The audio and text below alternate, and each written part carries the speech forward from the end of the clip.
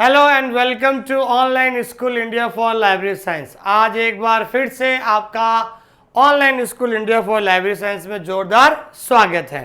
ठीक है भाई, सबसे पहले मैं आपको बताना चाहता हूं कि जो भी आप राजस्थान लाइब्रेरियन भर्ती परीक्षा 2022 की तैयारी कर रहे हैं उनको मेरी तरफ से हार्दिक शुभकामनाएं। आप सोच रहे हैं कि आज मैं बहुत ज़्यादा खुश क्यों? इसलिए खुश हो कि आज जो हम पहला टॉपिक पढ़ने जा रहे हैं जो हमारा क्लासिफिकेशन में है, जिसका नाम है कोलन क्लासिफिकेशन। हमारे सिलेबस के अंदर यूनिट 3 के अंदर 3 क्लासिफिकेशन है, जिसमें पहला है सीसी, दूसरा है डीडीसी और तीसरा है यूडीसी। हम इनको इतना विस्तार से पढ़ेंगे ताकि हमारे इस टॉपिक में से एक भी नंबर नहीं कट जाए। लेकिन मुझे थोड़ा मैं ज़्यादा आपको कहूँगा नहीं, लेकिन आप इशारों में समझ जाना। आज एक दो फ़ोन आए थे बच्चों के वगैरह के, सर आज क्लास डाली नहीं है। क्लास आपकी डेली आएगी, हो सकता है थोड़ी लेट आए लेकिन क्लास आपकी डेली आएगी। देखो भाई, आपको थोड़ा तो धैर्य रखना पड़ेगा, क्योंकि 5 दिन नेट बंद थी। 5 दिन नेट बंद होने का मतलब समझ से आप 5 घंटे मतलब होते 5 घंटे में 5 टॉपिक आप पीछे चले गए। मैं चाहता था भाई 20 तक कोर्स हो जाएगा, लेकिन अब 25 तक आपका कोर्स होगा। देखिए, सुबह स्कूल भी जाना पड़ता है मुझे, फिर दोपहर को 2 बजे घर पे आता हूँ, फिर मुझे कंटेंट लिखना पड़ता है, फिर टाइप कराना पड़ता है, फिर आगे वीडियो शूट होता है, फिर आपके ऐप में आता है। तो इसलिए थोड़ा सा धैर्य रखिए, ठीक है ना। धैर्य रखेंगे तो और अच्छी अच्छी चीज़ें आपको सामने आएगी। धैर्य नहीं रखोगे तो फिर कोई मतलब वाली बात नहीं है, ठीक है ना। तो आपने मेरे ऊपर इतना विश्वास किया है तो थोड़ा सा धैर्य रखिए। जो मैंने चीज़ें आपको पढ़ा दी हैं उसको आप बार बार रिविजन कीजिए, टेस्ट सीरीज दीजिए, सारी चीज़ें आपको धीरे धीरे अपने आप समझ में आ जाएगी आपको, ठीक है ना। मैं आपके एग्जाम तक जुड़ा रहूँगा। ऐसा नहीं है जैसे आपका मान लो सिलेबस पूरा हो गया तो जिस दिन सिलेबस पूरा हो जाएगा उस दिन अगले दिन से ही आपके ऐप के अंदर ही मैं लाइव जो है क्लास लूँगा। रोज आऊँगा, फिक्स टाइम दे दूंगा, आपका ज़्यादा टाइम खराब नहीं करूँगा। शाम को एक टाइम बता दूंगा फिक्स के 7 से 8 बजे मैं ऐप के अंदर लाइव आऊँगा। आपकी कोई प्रॉब्लम, कोई सवाल कुछ भी हो तो आपको ये सारी चीज़ें पता चल जाएगी। समझ में आ गई आपको? तो आज हम भाई बहुत इंपॉर्टेंट टॉपिक शुरू करने जा रहे हैं जिसका नाम है कॉलन क्लासिफिकेशन। जो हमारे कॉलन क्लासिफिकेशन है, जिसको हिंदी में कहते हैं द्विवर्गीकरण पद्धति, जो हमारे लिए बहुत इंपॉर्टेंट पार्ट है। कॉलन क्लासिफिकेशन जो हम पढ़ने जा रहे हैं, लेकिन इसके अंदर एक ध्यान रखना, बहुत सारे छोटे छोटे ऐसे टॉपिक है, शायद अभी मैं पढ़ूंगा तो आप पहली बार सुनेंगे, लेकिन उनको भी मैंने एक डिसाइड किया कि उनकी हर एक छोटे टॉपिक की एक अलग अलग क्लास में कराऊंगा, ताकि आपको किसी तरीके का कोई प्रॉब्लम नहीं रहे, कोई समस्या नहीं रहे, ठीक है। आइए हम शुरू करते हैं। आज भाई हमारा जो है यूनिट 3 का जो है चौथा टॉपिक हम शुरू कर रहे हैं, जिसका नाम है कॉलन क्लासिफिकेशन। कॉलन क्लासिफिकेशन जो है, जिसको हिंदी में द्विबिंदु वर्गीकरण भी इसको कहते हैं। इसको द्विबिंदु वर्गीकरण क्यों कहते हैं, इसका नाम कॉलन क्लासिफिकेशन कैसे पढ़ा, ये सारी चीज़ें हम पढ़ने वाले हैं। तो आगे शुरू कीजिए। और सबसे पहले मैं बताना चाहता हूँ कि जो भी इस वीडियो को देख रहे हैं, ठीक है ना, जो भी आप इस वीडियो को देख रहे हैं, सबसे पहले हमारा जो चैनल है ऑनलाइन स्कूल इंडिया, याद रखना चैनल का नाम क्या है भाई, online school India. Online school India को तुरंत प्रभाव से, कौन से प्रभाव से, तुरंत प्रभाव से आप ऑनलाइन स्कूल इंडिया ऐप को डाउनलोड कर लीजिए। आपके फ़ोन में ऐप होना बहुत ज़्यादा ज़रूरी है, ध्यान रखना। इस ऐप में डाउनलोड कर लीजिए। और हमारा जो कोर्स है, ध्यान रखना, ये कोर्स हमने सबसे पहले 2000 फीस रखी थी, लेकिन काफ़ी लोगों के फ़ोन आया था, सर हमने कोर्स ऑलरेडी खरीद लिया है, तो इसलिए हमने लास्ट 50% कोर्स जो है आपके 999 रुपये रखा है, ठीक है ना भाई। जो अभी तक ये ऑफर चल रहा है, कुछ दिनों तक ये ऑफर रहेगा। और हमने शॉर्ट टेस्ट सीरीज दे रहे हैं। शॉर्ट टेस्ट सीरीज में हमने क्या बांटा था, हम अभी दे रहे हैं आपको unit wise test series, 4 unit है, 4 यूनिट वाइज टेस्ट सीरीज देंगे। फिर इसकी मिक्स टेस्ट सीरीज कर देंगे आपको। फिर इसके अलावा हम प्रीवियस ईयर के क्वेश्चन पेपर के जो आंसर हैं उसका भी हम टेस्ट सीरीज शुरू करने वाले हैं, ध्यान रखना, जिससे कि आज बार बार आपके क्या होगा, प्रैक्टिस हो जाएगा। अब आपके रोज एक दिन छोड़ के एक दिन जो है आपके जो है डेली करंट अफेयर की क्लासेस शुरू होगी, ताकि आपको आसानी से पढ़ सके, ठीक है ना भाई। आगे ध्यान दीजिए, अपन शुरू करते हैं वापस, ठीक है। तो ये भाई अपना सिलेबस है। सिलेबस के अंदर हमने यूनिट जो 3 है, यूनिट 3 के अंदर कौन कौन से टॉपिक पढ़ लिए, आप ही बताइए मुझे। सबसे पहले हमने टॉपिक पढ़ा था स्पाइसेस ऑफ लाइब्रेरी क्लासिफिकेशन, यही पढ़ा था भाई, पुस्तकालय वर्गीकरण की प्रजातियां। फिर हमने पढ़ा था general theory of library classification, पुस्तकालय वर्गीकरण के क्या पढ़े हमने, सामान्य सिद्धांत पढ़े थे। स्पाइसेस का मतलब क्या होता है, प्रजातियां पढ़ी थी। तीसरा टॉपिक पढ़ा था normative principle of classification there applicant, ठीक है। नॉर्मेटिव का मतलब क्या होता है, आदर्श सिद्धांत। क्या होता है भाई, आदर्श सिद्धांत, ठीक है ना भाई, ये हमने पढ़ लिए हैं। अब हम शुरू किया आज standard scheme of their features. सबसे पहले हमने शुरू कौन सा किया भाई, कॉलन क्लासिफिकेशन हम शुरू करने जा रहे हैं। इसके बाद हम क्या पढ़ेंगे भाई, डीडीसी, फिर उसके बाद यूडीसी। तो हम क्लासिफिकेशन पढ़ना शुरू करें। सीसी जो है आपका जो है क्लासिफिकेशन है बहुत इंपॉर्टेंट है। केवल सीसी में से ध्यान रखना, छोटे मोटे टॉपिक मिलाकर आपके करीबन 15 से 20 क्वेश्चन ध्यान रखना, 15 से 20 क्वेश्चन आपको केवल सीसी में से ही एग्जाम में आएंगे। खाली एडिशन की बात नहीं कर रहा हूँ, ध्यान रखना, सीसी में एडिशन की बात नहीं कर रहा हूँ। एडिशन में से 4 या 5 सवाल बनेंगे, लेकिन उसके अंदर छोटे छोटे टॉपिक है, बताएंगे कौन कौन सी चीज़ें हम पढ़ने वाले हैं, उसके बारे में हम बातचीत करें। तो मैंने आपको पहले ही कहा था कि 90% लोग अभी भी जो है सिलेबस को एनालिसिस नहीं करते, इसलिए मैंने कसम खा ली है कि जब भी मैं पढ़ाने आऊँगा आपको सबसे पहले सिलेबस के दर्शन कराऊंगा मैं आपको। और जिस दिन से आप अगर सिलेबस को एनालिसिस करना सीख लिया, आप कंपटीशन 50% उसी दिन जीत गए आपको। क्योंकि आजकल पता नहीं है कि सब अपने हिसाब से पढ़ रहे हैं। आजकल बहुत मांग रहे, फ़ोन आ रहे, पीडीएफ दे दो, वो चीज़ें दे दे, सारी चीज़ें। अरे लेकिन जब तक आपको थ्योरी नहीं समझ में आएगी, आप पीडीएफ से क्या करोगे, किताबों से क्या करोगे आप। किताबें मार्केट के अंदर है, वो ले लो, पढ़ लो आप। लेकिन जब तक आपको समझ में आना बहुत ज़्यादा ज़रूरी है, ये प्रैक्टिकल चीज़ें हैं।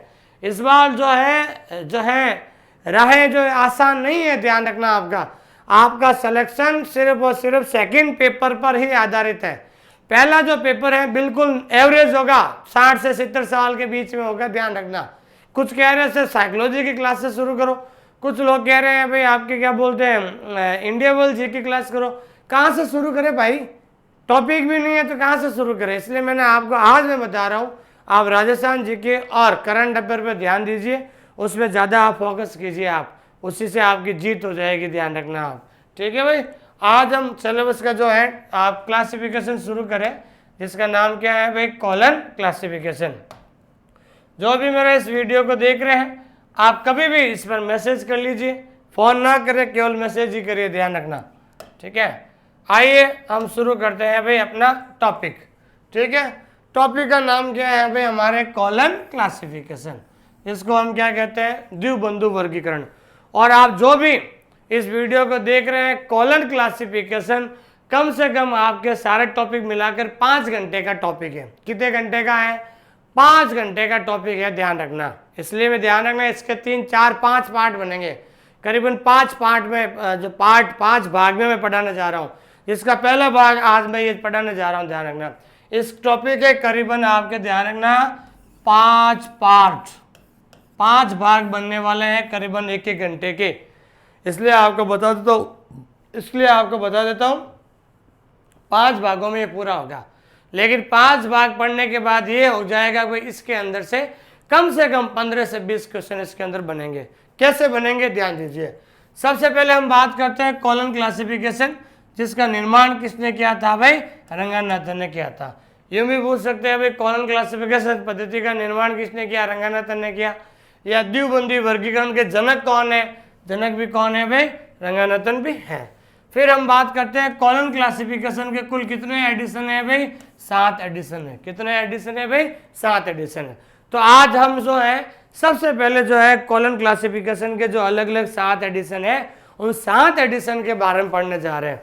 बिल्कुल, पहला एडिशन कब आया था, उसके अंदर क्या क्या चीज़ें हुई, दूसरा एडिशन कब आया था, उसके अंदर क्या अपडेट हुए थे, तीसरा एडिशन क्या हुआ था, उसके अंदर क्या चीज़ें हुई थी। बिल्कुल 7 एडिशन के बारे में सबसे पहले पढ़ेंगे, ठीक है। 7 एडिशन पढ़ने के बाद इसके अंदर ध्यान रखना, सबसे पहले हम 7 एडिशन के बाद सबसे पहले हम ध्यान रखना छोटी छोटी चीज़ें पढ़ेंगे। सबसे पहले पढ़ेंगे फेज रिलेशन। फेज रिलेशन का मतलब क्या होता है, दशा संबंध। क्या पढ़ेंगे भाई, उसके अंदर दशा संबंध पढ़ेंगे। फिर दूसरा अंदर इसके पढ़ेंगे डिवाइसेस। डिवाइसेस का मतलब होता है विधिया, सभी प्रकार की विधिया पढ़ेंगे। जैसे फेज रिलेशन है ना, तो फेज रिलेशन दशा संबंध के 3 लेवल होते हैं, प्रत्येक के 6 प्रकार होते हैं। फिर विधिया, विधिया 7-8 तरह की विधिया, इन विधियों में क्या अलग अलग अंतर है उसके बारे में पढ़ेंगे। फिर तीसरा पढ़ेंगे अपन कॉमन आइसोलेट। कॉमन आइसोलेट क्या होता है भाई? सामान्य एकल। सामान्य एकल कितने प्रकार के होते हैं? 2 प्रकार के होते हैं, ACI और PCI। ध्यान रखना, 2 प्रकार के सामान्य एकल होते हैं। फिर उसके अंदर हम पढ़ेंगे 5 फंडामेंटल कैटेगरीज, 5, ठीक है ना, फंडामेंटल कैटेगरीज, 5 जो मूलभूत श्रेणियां हैं। पीमेस्ट, पीमेस्ट कब आया था, पीमेस्ट के चिन्ह कौन कौन से हैं, सारी चीजें पढ़ेंगे। और 1-2 और छोटे छोटे टॉपिक है जो हम इसके अंदर पढ़ने वाले हैं। तो करीबन आपके ये 4 से 5 घंटे की क्लास होगी, तब जाकर ये पूरा होगा। इस टॉपिक में से 15 से 20 क्वेश्चन आपके आएंगे और यही टॉपिक जो है आपको कई बच्चों से आगे ले जाएगा। अब आपको समझना कैसे है, कैसे सवाल बनेगा परीक्षा में, कैसे आएगा, किस चीज को ज्यादा ध्यान देना है, कहाँ पर कौन सी ट्रिक लगानी है, ये सारी चीजें आपको ध्यान में रखनी है। ठीक है, मैं आपको फिर से कह रहा हूं, थोड़ा धैर्य रखें, पेशेंस रखें आप, ठीक है ना। धैर्य रखोगे तो सब कुछ होगा, नहीं धैर्य रखोगे तो कोई मतलब नहीं है। मैं आपको, आपने विश्वास किया मेरे ऊपर, तो मैं आपको अच्छा से अच्छा कंटेंट दे रहा हूँ। आप उनका बार बार रिवीजन कीजिए, सारी चीज़ें, जो चीज़ें आपके पास है उसको रिवीजन कीजिए। आप टेस्ट सीरीज है तो टेस्ट सीरीज दीजिए। आप जो गलत हो रहा है उनको आप इसमें लिखिए, रजिस्टर में लिखिए। आप समझ आ गया ना भाई, ये चीज़ ध्यान दीजिए आप। ठीक है, आगे हम शुरू करते हैं। ध्यान दीजिए आप इधर, ठीक है। तो हमारा जो है हम शुरू किया है भाई, हमने सीसी के 7 एडिशन है। कितने एडिशन है भाई? 7 एडिशन है, ध्यान दीजिए। ठीक है, 7 एडिशन के बारे में पहले ध्यान दीजिए। फर्स्ट एडिशन जो है वो कब आया था? 1933 में आया था। कब आया था भाई? 1933 में। सेकेंड एडिशन कब आया था? 1939 में आया था। थर्ड एडिशन कब आया था? 1950 में आया था। फोर्थ एडिशन कब आया था? 1952 में आया था। फिफ्थ एडिशन कब आया था? 1957 में आया था। सिक्स एडिशन कब आया था? 1960 में। और सिक्स का जो है रीप्रिंट, ध्यान रखना, ये रीप्रिंट किसका है भाई? 6th एडिशन का ही रीप्रिंट है। ये कब आया था? 1933 कर देना आप, थोड़ा ये प्रिंटिंग मिस्टेक हो गया, ध्यान रखना।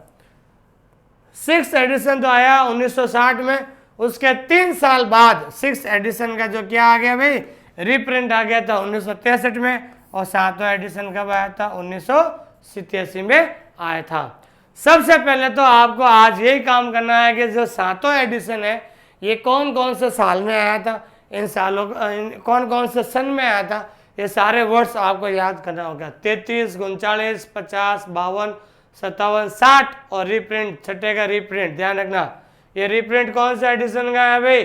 6th एडिशन का रीप्रिंट कब आया था? 1963 में आया था। और 7वां कब आया था? 1987 में आया था।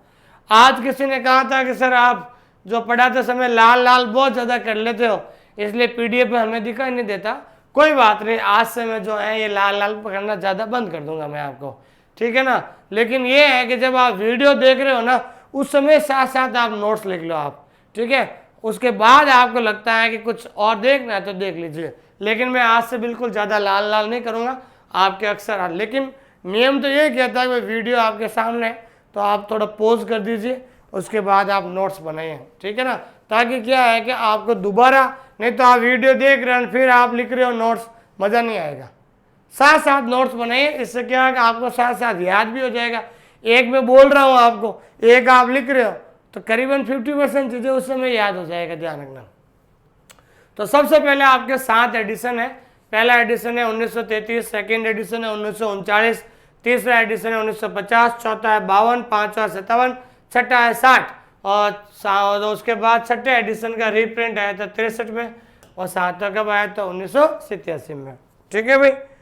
अब आके देखिए, एक M.A. गोपीनाथ, एक व्यक्ति का नाम है, ध्यान रखना, M.A. गोपीनाथ, ठीक है।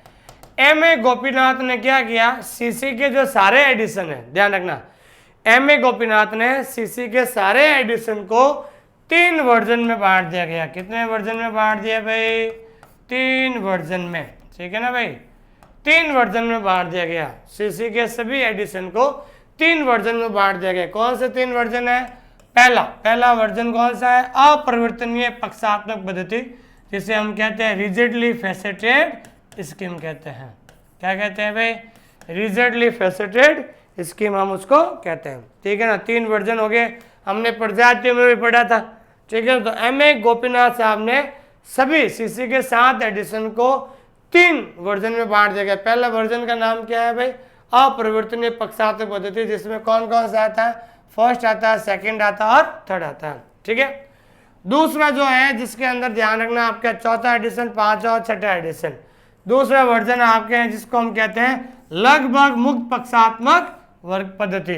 तो लगभग मुक्त तो क्या कहते हैं? Almost freely faceted scheme, almost freely faceted scheme इसको कहते हैं, ध्यान दीजिए, ठीक है। फिर लास्ट आपका तीसरा वर्जन है भाई आपका लास्ट 7वां एडिशन, जिसको हिंदी में कहते हैं पूर्णतः मुक्त पक्षात्मक पद्धति, फुल्ली फ्रीली फेसेटेड स्कीम। क्या कहते हैं भाई? Fully freely faceted scheme. तो सीसी के 7वें एडिशन को 3 वर्जन में किसने बांटा है भाई? M.A. गोपीनाथ ने बांटा है भाई। समझ आ गया भाई? आपका सवाल सबसे ज़्यादा इंपॉर्टेंट बनेगा कि सीसी का फर्स्ट एडिशन कब आया था। तो सीसी का फर्स्ट एडिशन आया था 1933 में, और अंतिम एडिशन कब आया था? अंतिम एडिशन आया था 1987 में आया था। और 3 वर्जन कौन कौन से हैं? अपरिवर्तनीय पक्षात्मक पद्धति, जिसको इंग्लिश में कहते हैं रिजिडली फेसेटेड स्कीम। दूसरा है भाई चौथा, 5वां, 6ठा आपके लगभग मुक्त पक्षात्मक, ऑलमोस्ट फ्रीली फेसेटेड स्कीम। और लास्ट 7वां कौन सा है भाई? आपके फुल्ली फ्रीली फेसेटेड, पूर्णतः मुक्त पक्षात्मक पद्धति। याद हो गया भाई आपके? इसमें से 2 सवाल फिक्स है, आपके ध्यान रखना, ठीक है भाई। सबसे पहले ये जो मैंने अभी बताया था कि M.A. गोपीनाथ ने कॉलन क्लासिफिकेशन के सभी संस्करणों में कितने वर्जन में बांट दिया है भाई? 3 वर्जन में विभाजित किया था। कितने वर्जन में भाई? 3 वर्जन में विभाजित किया था। ये M.A. गोपीनाथ, ये ध्यान रखना, 2 बार प्रिंट हो गया, ठीक है ना भाई। तो M.A. गोपीनाथ ने सीसी के सभी संस्करणों को 3 वर्जन में विभाजित किया गया था। तो 3 वर्जन हो गए भाई आपके, अपरिवर्तनीय, लगभग मुक्त और पूर्णतः मुक्त हो गए आपके, ठीक है। अब आगे देखिए, अब हम जो यहाँ से सबसे इंपॉर्टेंट बात है भाई, यहाँ से हम 7 एडिशन के बारे में पढ़ने जा रहे हैं। 7वां एडिशन हम इस प्रकार से पढ़ेंगे ताकि एक भी सवाल आपके कंपटीशन एग्जाम में बाहर न जाए, ठीक है। लेकिन मैंने आपको फिर कह रहा हूं, आप पेन और कॉपी या पेन और रजिस्टर अपने पास रखिए। जो चीजें मैं लिखा रहा हूं 4 से 5 घंटे की अब क्लास होगी, ध्यान रखना 15 से 20 क्वेश्चन आपके कंपटीशन एग्जाम आएंगे। मैं बिल्कुल कंटेंट आपको बिल्कुल शानदार कंटेंट दे रहा हूं। मैं आपको ऐसा कंटेंट आपको ना तो किताबों में मिलेगा, ना कोई आपको जो है दूसरी जगह मिलेगा, ये आपको भी पता है। लेकिन मैं ये चाहता हूं कि भाई मेरा सिलेक्शन हो गया तो मैं चाहता हूं कि जो मेरे से पढ़ रहे हैं उनका भी सिलेक्शन हो, ठीक है ना भाई। इसलिए मैं आपको बताना चाहता हूं, कई बार बच्चे के फोन आते हैं फीस का कम, आपको ऑलरेडी 50% पे ही आपको मैं दे रहा हूं, ध्यान रखना। 2000 फीस थी, उसके बावजूद भी 50% से ऑफर में दे रहा हूं आपको। 999 में पूरे हिंदुस्तान का सबसे सस्ता कोर्स, ठीक है ना भाई। बहुत सारे लोगों ने अलग अलग जो है जगह से कोर्स भी ले लिया है, उसके बावजूद भी वो जो है मेरे कंटेंट को पसंद करें, इसलिए बहुत बहुत धन्यवाद। लेकिन आपका ऑलरेडी 50% ऑफर चल रहा है, इसलिए 999 से कम नहीं हो सकता। क्षमा चाहता हूँ, आपको पता है सबसे सस्ता कोर्स दे रहा हूँ और सबसे बढ़िया कंटेंट देने की कोशिश कर रहा हूँ। जो मेरे 5 साल का अनुभव है, 5 साल में मैंने बहुत सारे एग्जाम दिए, KVS, NVS, जोधपुर, एम्स, सारे जो है पेपर मेरे पास पड़े हैं। अहमदाबाद हाई कोर्ट का जो है और भी सेट नेट के एग्जाम है, वो सारी चीज़ें जो अनुभव है वो अनुभव मैं आपके साथ साझा कर रहा हूँ, ठीक है। ध्यान दीजिए आप, हम अब जो है हम एक एक एडिशन को पढ़ेंगे, ध्यान रखना। पहला जो एडिशन है, ध्यान रखना, सबसे पहले हम बात कर रहे हैं आपका एडिशन फर्स्ट एडिशन कब आया था? 1933 में आया था, ठीक है भाई। तो ध्यान रखना, सबसे इंपॉर्टेंट है सीसी के फर्स्ट एडिशन को 3 खंडों में प्रकाशित किया था। कितने खंडों में प्रकाशित किया गया भाई? 3 खंडों में, वेरी इंपॉर्टेंट क्वेश्चन है। सीसी के फर्स्ट एडिशन को 3 खंडों में प्रकाशित किया गया, प्रथम खंड, द्वितीय खंड और तृतीय खंड। खंड को अंग्रेजी में क्या कहते हैं बता? वॉल्यूम। क्या कहते हैं भाई? वॉल्यूम। 3 वॉल्यूम में जो है प्रकाशित किया गया था। पहले खंड का नाम क्या है भाई? इंट्रोडक्शन, जिसको हिंदी में क्या कहते हैं? भूमिका। दूसरे खंड का नाम क्या है? शेड्यूल, जिसको क्या कहते हैं? अनुसूचियाँ। और तीसरे खंड का क्या नाम है भाई? इंडेक्स, जिसे क्या कहते हैं भाई? अनुक्रमणी। क्या कहते हैं भाई? अनुक्रमणी। पहले खंड में कितने जो पेज है भाई? फर्स्ट वॉल्यूम में कितने थे? 127 पेज, दूसरे वॉल्यूम में 135 और तीसरे में 45। टोटल पेज कितने हो गए भाई? 307 पेज। पहला सवाल यही आएगा, सीसी के फर्स्ट एडिशन में कितने पेज थे? टोटल कितने पेज थे भाई? 307। जैसे आते ना 2016 में आया था कि यूडीसी के फर्स्ट एडिशन में कितने पेज थे, तो सॉरी डीडीसी के फर्स्ट एडिशन में कितने थे? तो डीडीसी में ध्यान रखना, फर्स्ट एडिशन में कितने पेज थे? 44 पेज से, एक नहीं थे? 2016 वाला पेपर में आया था कि डीडीसी के फर्स्ट एडिशन में 44 पेज है। उसी तरीके से सवाल बनेगा कि सीसी के फर्स्ट एडिशन को कितने खंडों में विभाजित किया गया? 3 खंडों में प्रकाशित किया गया या विभाजित किया गया कि, और फर्स्ट एडिशन में टोटल कितने पेज थे? 307 पेज थे। और कौन कौन से खंड है भाई? इंट्रोडक्शन, शेड्यूल और इंडेक्स। समझ आ गया भाई? यहाँ तक टोटल पूछेंगे, टोटल कितने पेज थे? 307। और कितने खंडों में प्रकाशित किया भाई? जो है 3 खंडों में प्रकाशित किया था। अब जो है ये इंपॉर्टेंट चीज़ें मैं आपको बता रहा हूँ, इनका थोड़ा आप ध्यान दीजिए कि सीसी का जो फर्स्ट एडिशन हुआ था उसमें कौन कौन सी चीज़ें जो है उसमें जोड़ी गई थी। सीसी के फर्स्ट एडिशन में कौन कौन सी चीज़ें अपडेट हुई, उनके अंदर जो है जोड़ी गई थी। तो पहला जो ध्यान रखना है कि मिश्रित अंकन का प्रयोग किया गया था। तो ध्यान रखना, सीसी के फर्स्ट एडिशन से ही मिक्स्ड नोटेशन का मतलब होता है जो है मिश्रित अंकन का प्रयोग हुआ था। मिश्रित अंकन समझते हो?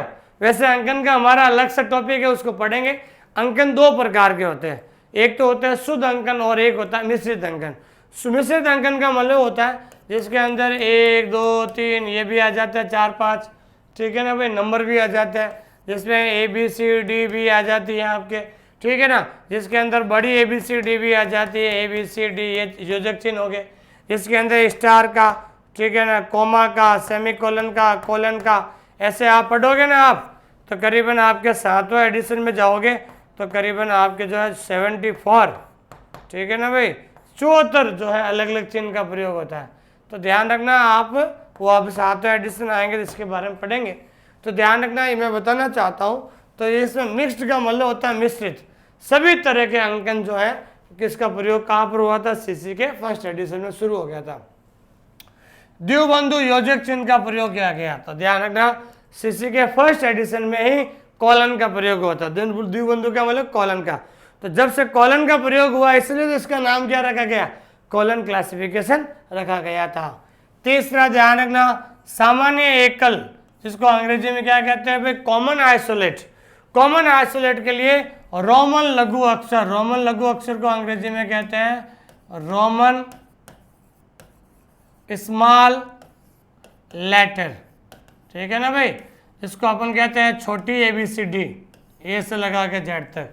जो हमारा ये टॉपिक है कॉमन आइसोलेट, सामान्य एकल है, इसको जो अपन एक अलग से आधे घंटे का एक अलग से टॉपिक होगा, आधा घंटा क्या 40-45 मिनट का अलग से टॉपिक होगा, उसको अलग से पढ़ेंगे। कॉमन आइसोलेट होता क्या है, इसके कितने प्रकार हैं, ठीक है ना, इसके अंदर कौन से जो है और जो है रोमन जो है स्मॉल लेटर कौन कौन से आते हैं, ये सारी चीज़ें हम जो अलग से पढ़ेंगे।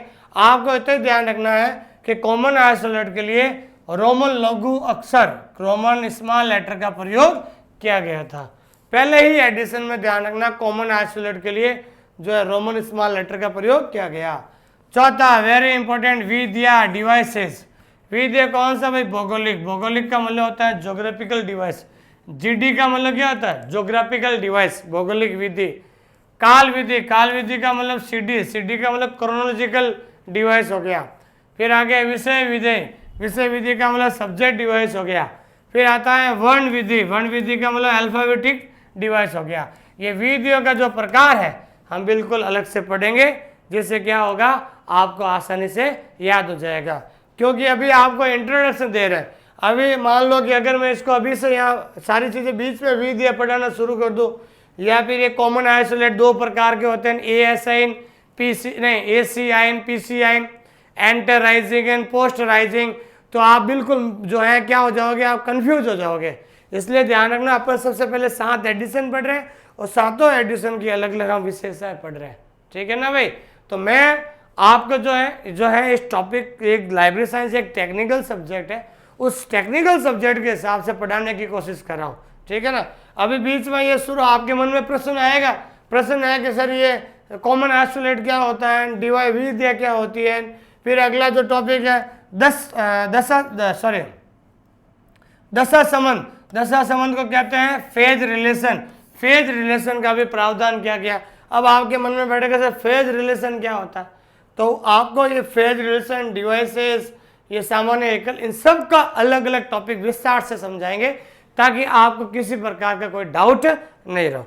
नेक्स्ट जो भी क्लासें आएगी उसके अंदर बिल्कुल ये मैं कह रहा हूँ, कोलन क्लासिफिकेशन 4 से 5 घंटे का है और करीबन 15 से 20 क्वेश्चन इसमें से आपके बोर्ड पेपर के एग्जाम पेपर के अंदर आएंगे। तो ये आपको अलग से पढ़ेंगे अपन, जैसे ही ये एडिशन पूरे होंगे उसके बाद अपन पढ़ेंगे।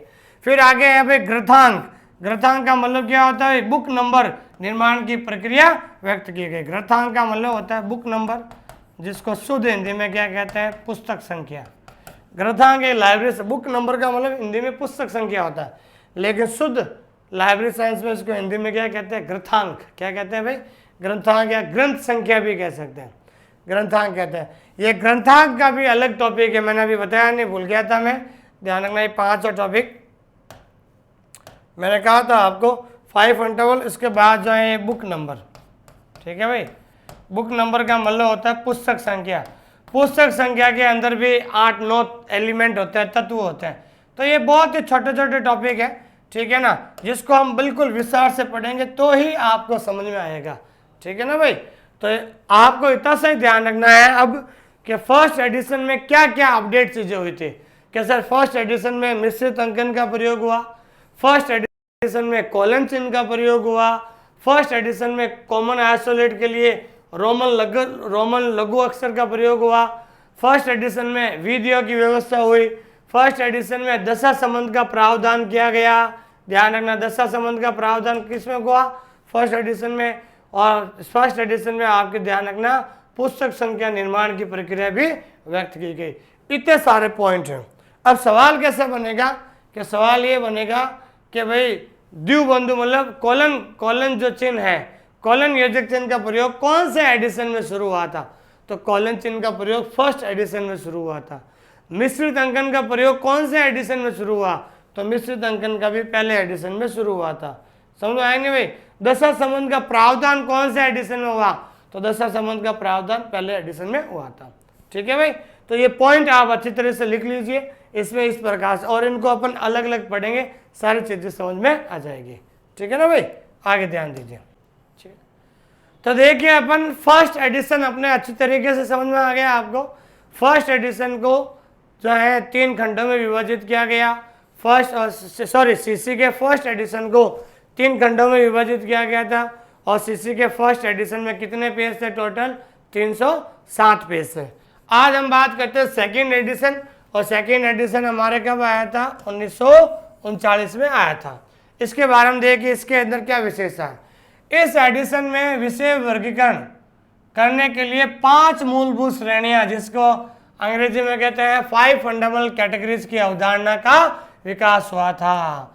ध्यान रखना, बहुत इंपॉर्टेंट चीज है, वेरी इंपॉर्टेंट है। सवाल वो आएगा भाई 5 मूलभूत श्रेणियों की अवधारणा का विकास कौन से एडिशन में हुआ था। ध्यान रखना, ये सेकेंड एडिशन में हुआ था। और 5 मूलभूत श्रेणियां कौन सी है भाई, PMEST।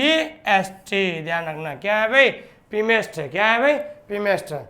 तो P का मतलब क्या होता है, पर्सनैलिटी, और हिंदी में लिखना चाहो तो आप लिख दो व्यक्तित्व। क्या बोलते हैं इसको, व्यक्तित्व। M का मतलब होता है मैटर, मैटर को हिंदी में लिख दीजिए आप पदार्थ। और E का मतलब होता है एनर्जी, एनर्जी को क्या कहते हैं भाई, ऊर्जा। एस का मतलब स्पेस, स्पेस को कहते हैं भाई स्थान, और टाइम का मतलब होता है समय। क्या होता है भाई? समय।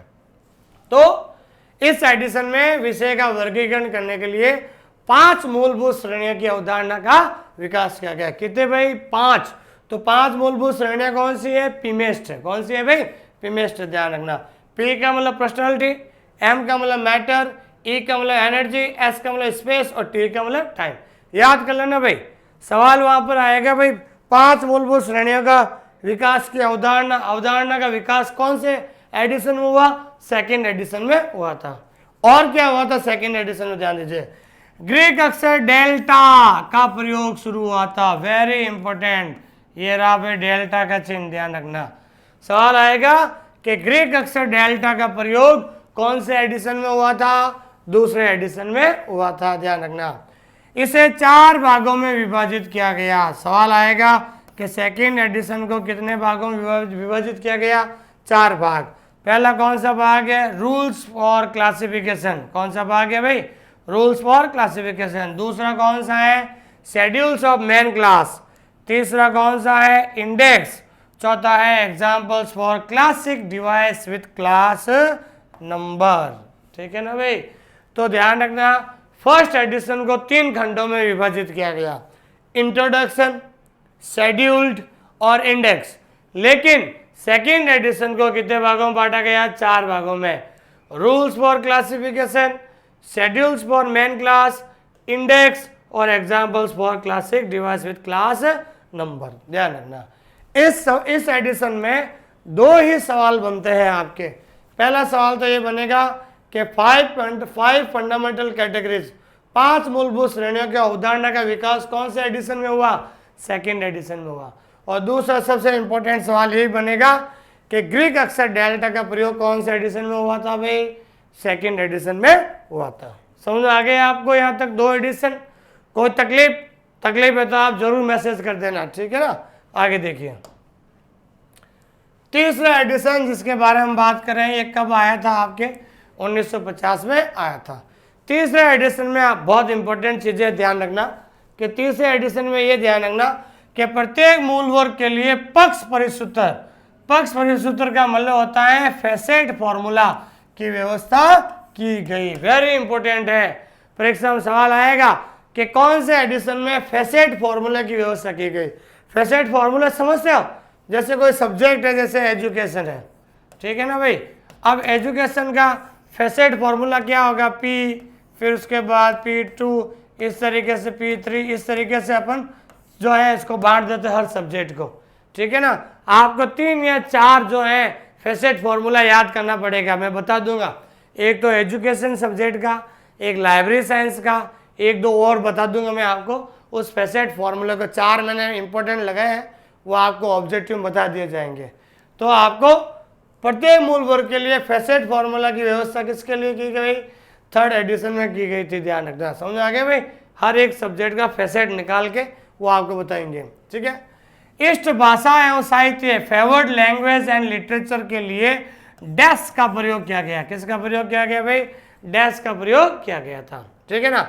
डैश तो जो ये छोटा होता है और एक हाइपन जो है बड़ा होता है, ध्यान रखना, ठीक है? तो डैश का प्रयोग किया गया था, ठीक है? विशेषताओं की श्रृंखला, ट्रेंड्स ऑफ कैरेक्टरिस्टिक्स के स्थान पर पक्षों की अवधारणा, कंसेप्ट ऑफ फैसेट को प्रस्तापित किया गया। प्रस्तापित का मतलब होता है प्रतिपादित किया गया। तो विशेषताओं की श्रृंखला के स्थान पर पक्षों की अवधारणा को प्रतिपादित किया गया या रखा गया था, ठीक है ना भाई? और इसे भी 4 भागों में बांटा गया। कौन से 4 भाग भाई? जो सेकेंड एडिशन था ना, सेकेंड एडिशन के जो 4 भाग है वही ध्यान रखना थर्ड एडिशन के क्या है भाई? 4 भाग है। वापस लिख देना आप, ध्यान रखना। इससे भी 4 भागों में बांटा गया है। इससे भी का मतलब समझते हो आप? ये 4 भाग, जो सेकेंड एडिशन के 4 भाग थे ना, तो थर्ड एडिशन के भी यही 4 भाग है, इसलिए कंफ्यूज होने की जरूरत नहीं है।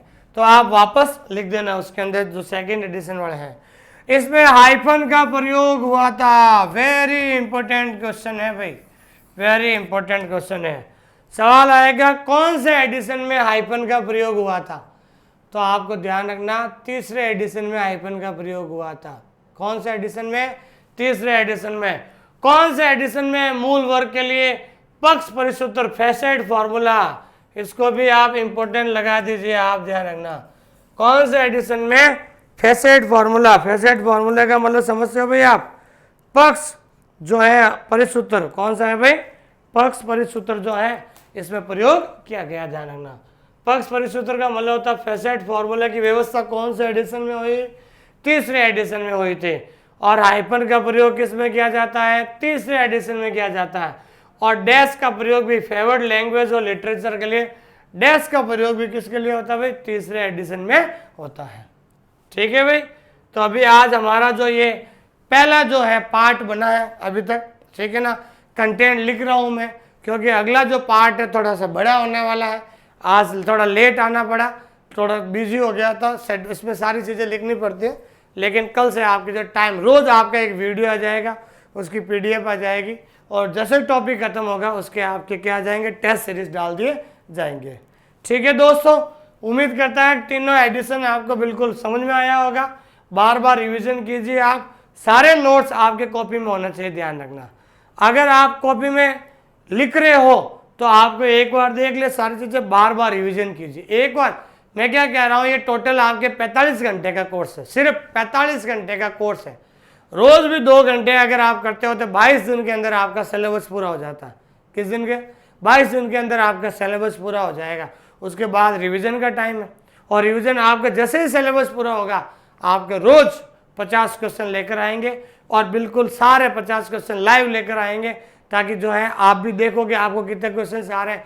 एक क्वेश्चन से 4 जो आंसर निकालेंगे और उसका उत्तर देंगे, तो सारी चीज़ें दिमाग में उस समय आपके हाथों हाथ आना शुरू हो जाएगी। ठीक है भाई, मिलते हैं अपन नेक्स्ट वीडियो में। उसके बाद 3 के बाद जो है बाकी जो 4 एडिशन है, CC के 7 एडिशन है, टोटल 3 एडिशन हमने पढ़ लिए। बाकी के जो 4 एडिशन है जो अगले वीडियो में हम बिल्कुल अच्छी तरह से पढ़ेंगे। अगला वीडियो थोड़ा सा बड़ा होगा क्योंकि उसमें बिल्कुल जो है विस्तार से हम पढ़ने वाले हैं। ठीक है भाई, थैंक यू वेरी मच। कहीं भी कोई प्रॉब्लम या डाउट हो किसी सवाल पर तो आप मुझे बताइए, कहीं ना कहीं अगले वीडियो में वो डाउट आपको क्लियर कर दिए जाएंगे। ठीक है, थैंक यू वेरी मच।